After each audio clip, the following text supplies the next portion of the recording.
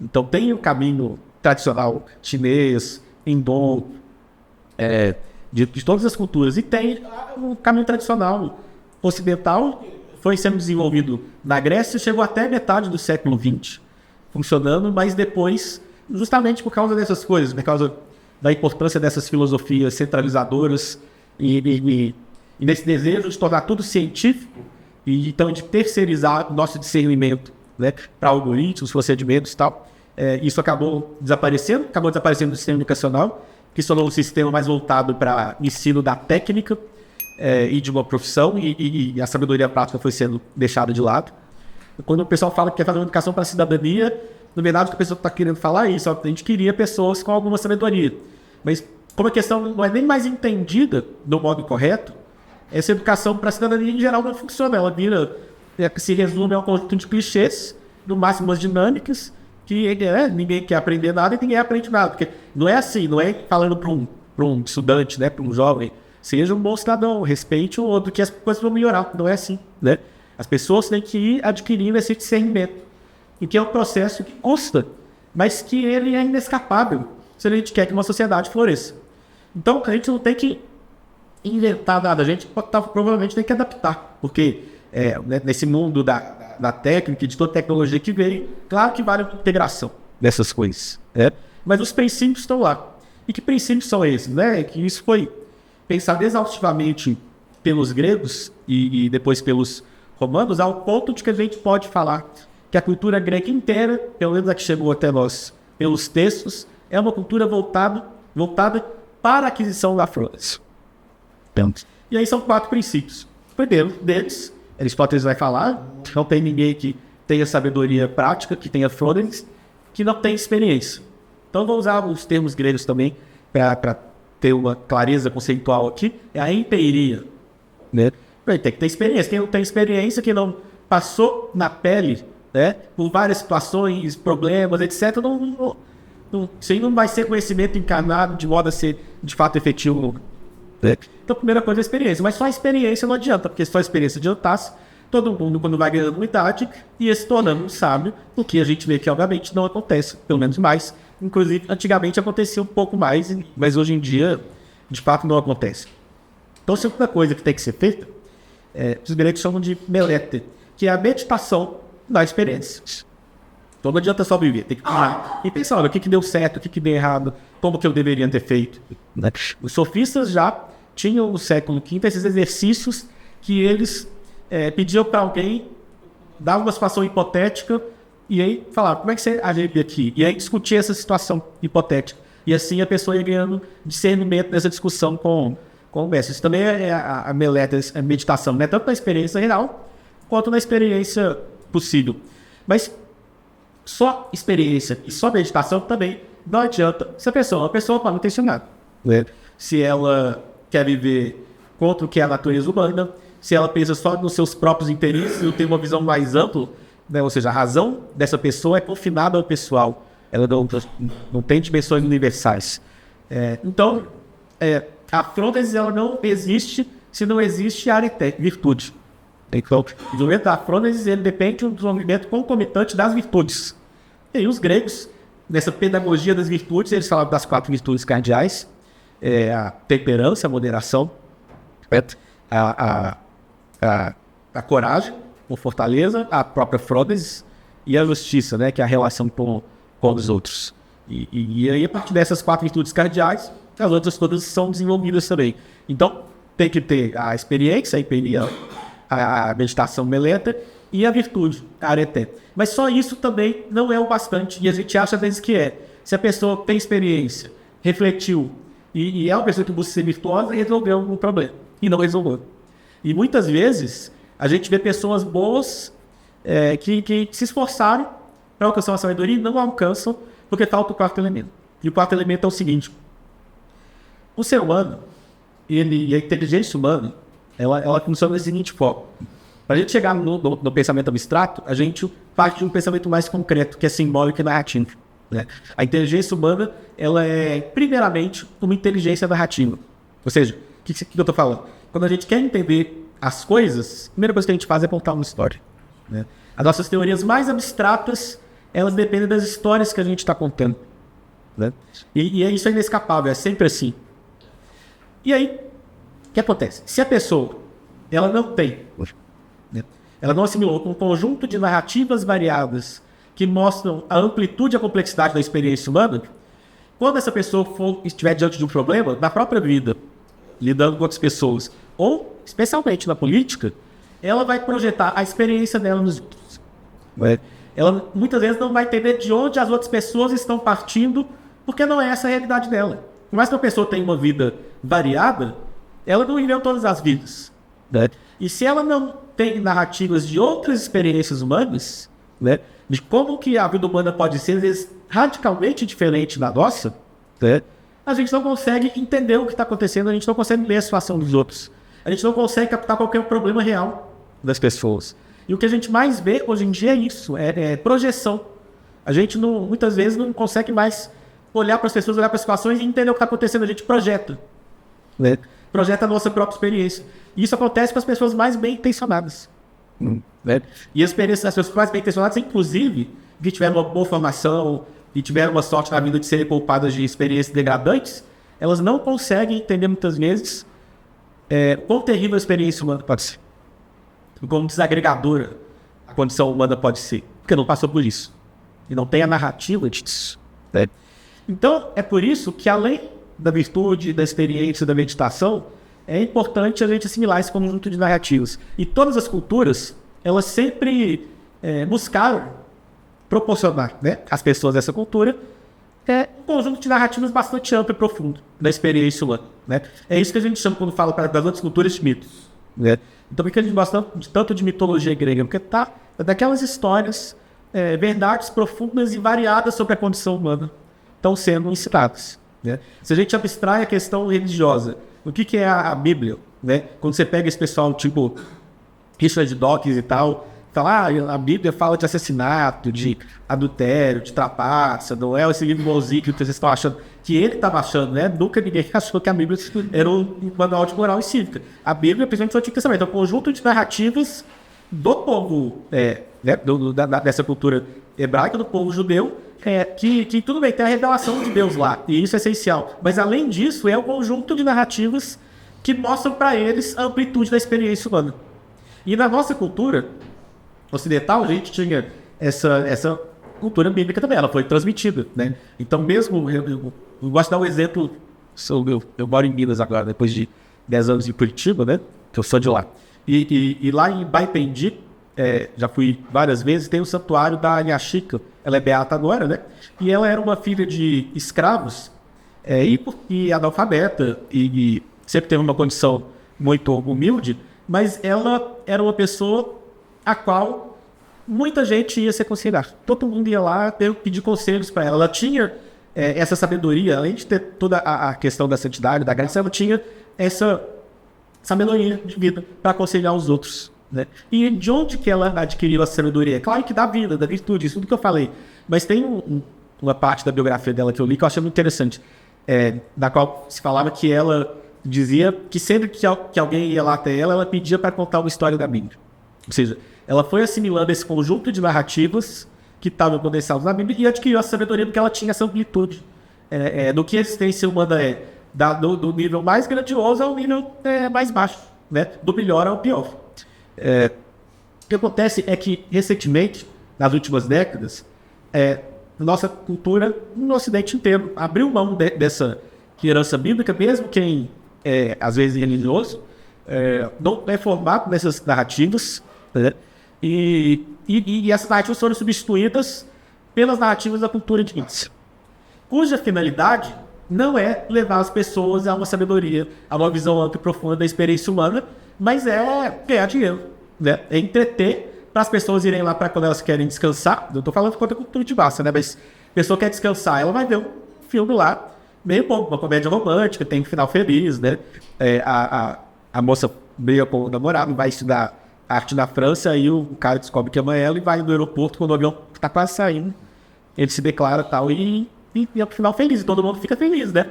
É bonito, tal, é legal. Só que acontece o seguinte, esse virou o modo, esse virou o símbolo narrativo da gente entender o amor humano, as relações humanas, comédia romântica termina com a declaração do aeroporto. Eu falo com meus alunos e eles riem porque eles se identificam na hora. Eu falo assim, comédia romântica destruiu a vida de todo mundo aqui.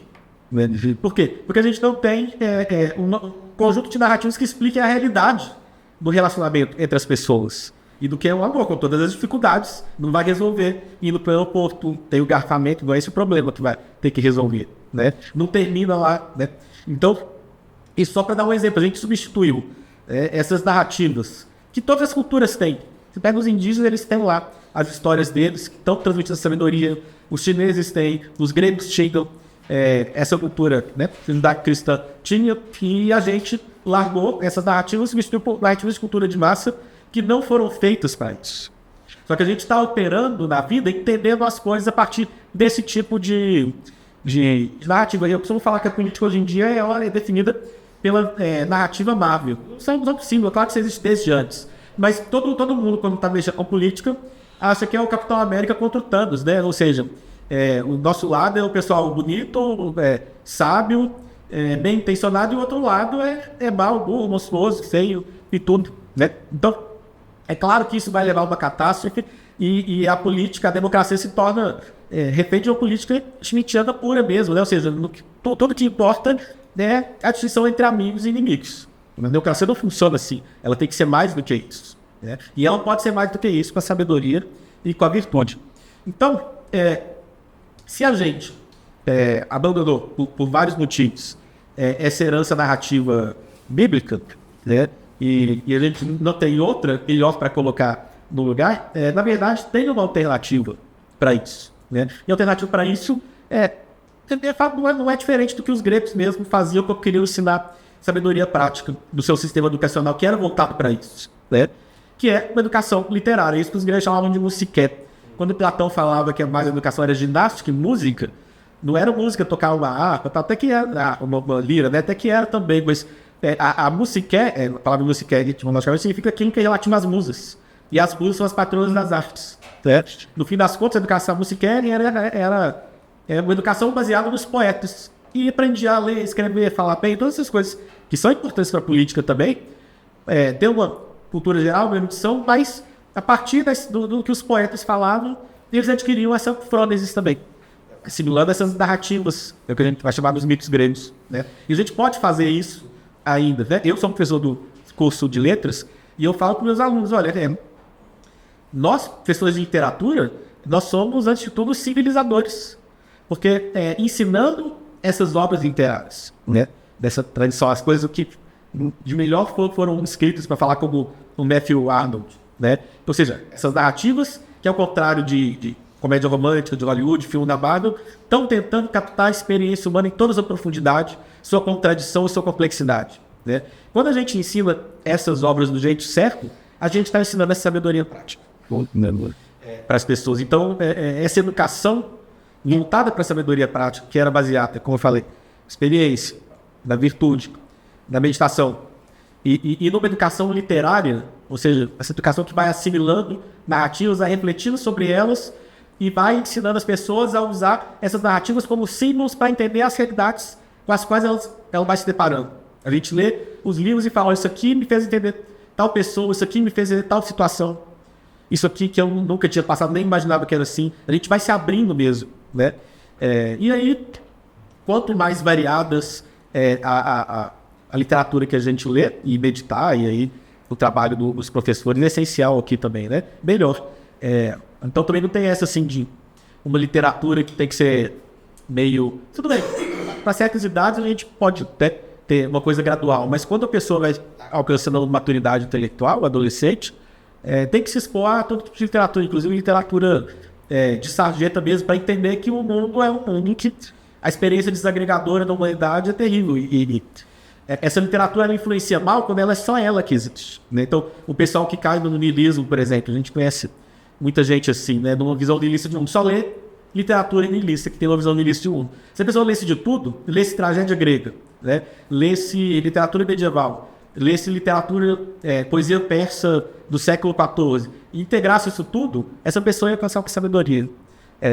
Ou seja, a variedade é importante, a meditação também, né? Para terminar, eu queria dar um exemplo dos gregos mesmo, como que eles faziam isso, e como que isso para eles era não apenas essa busca por essa sabedoria a partir do cultivo de uma inteligência narrativa, não era só uma questão individual, de cada um resolver fazer isso individualmente, mas era uma questão política, e era algo de políticas públicas. É assim que a gente deve entender a tragédia grega, né? Esse teatro ateniense do século V a.C., acontecia nas festas em homenagem ao deus Dionísio, que é o deus do êxtase, do arrebatamento, e dessa fronteira no irracional, do caos. E acontecia lá todo ano, e durante 3 dias, as pessoas, toda a cidade ia lá para assistir às peças de 3 tragedianos que eram selecionados, né? E quando a gente lê essas peças, a gente vê que o que elas estão querendo ensinar não é uma teoria, um slogan moral, seja um bom cidadão de Atenas, ou ame a cidade de Atenas, não era isso, né? Mas estavam querendo ensinar algo muito mais importante e mais útil para a vida da polis mesmo, que é a frônese, que é a sabedoria prática. Então a gente pega, por exemplo, um caso como o Édipo Rei, né? Que o Édipo Rei está ensinando? Desconfie de você mesmo, né? O ser humano não tem a visão do todo. E às vezes o que você está buscando, o problema que você está buscando solucionar, o causador é você mesmo. Então, aprender a pensar contra si mesmo. Isso aqui é uma das coisas que os gregos tinham muito em mente, e foi por isso que eles revolucionaram o mundo, e a gente até hoje vive das conquistas deles. A gente pega, por exemplo, aquela trilogia do Ésquilo, a Oresteia, cujo cerne é o dilema de Orestes, né? O pai de Orestes, Agamemnon, grande vitorioso da guerra de Troia, foi assassinado pela esposa, pela mãe do Orestes, que é a Clitemnestra, por vários motivos. O Agamemnon tinha matado a filha deles, etc. Ela tinha um amante. Mas o que acontece é que naquela cultura na qual Orestes está, ele é obrigado a vingar o assassino dos pais. E, inclusive, na peça fala que Apolo disse para ele que se ele não matasse o assassino dos pais, ele, o deus Apolo, mandaria para ele uma doença a mais dolorosa da qual ele morreria. Então, se ele não vinga o assassinato do pai, ele morre do pior jeito possível. Mas se ele vinga o assassinato do pai, que é matar a própria mãe, ele vai ser perseguido pelas Erinhas, que são essas divindades que perseguem quem comete crimes contra os pais, que são terríveis e são enlouquecedores, né? Então, ele está diante de uma situação no qual qualquer caminho, qualquer rumo de ação que ele tomar, vai ser desastroso, vai ser terrível, né? E muitas vezes a experiência política é essa, é ser como Orestes, é ter que matar a mãe e ser perseguido pelas Erinhas, ou não buscar a justiça para o pai e ser perseguido por Apolo, né? E é interessante como que, nesse caso específico, tem uma síntese aí. O Orestes, ele mata a mãe, pior coisa que alguém pode fazer. Ele é perseguido pelas Erinhas, mas ele se refugia em Atenas, e aí a deusa Atena instaura um tribunal no qual ele será julgado. E aí a Oresteia, na verdade, ela está falando sobre como que o sistema judiciário de Atenas surgiu, que substitui esse modo esse modo de realizar a justiça, que os membros do clã tinham que matar os membros do outro clã que cometeram justiça contra eles, e aí virava muitas vezes se acabava numa guerra civil, né? Por uma justiça que terceiriza justamente essa parte retributiva, né? Quem vai fazer a vingança é o Estado. Então, o ciclo da violência acaba aí, né? E Atenas está celebrando justamente esse sistema judicial nessa peça, mostrando os dilemas a que ela podia levar. Então, esse é um outro exemplo. Por fim, eu queria acabar com um exemplo, não da tragédia grega, mas dessa obra que foi composta por esse autor que Platão chamava de educador de toda a Grécia, que é Homero, que, entre várias qualidades muito louváveis, talvez a maior delas é que ele provavelmente nunca existiu. Mas da Ilíada, a Ilíada é um texto, é um poema muito interessante, entre outras coisas, porque Homero, né, fala de Homero como autor, essa parte filológica não importa aqui.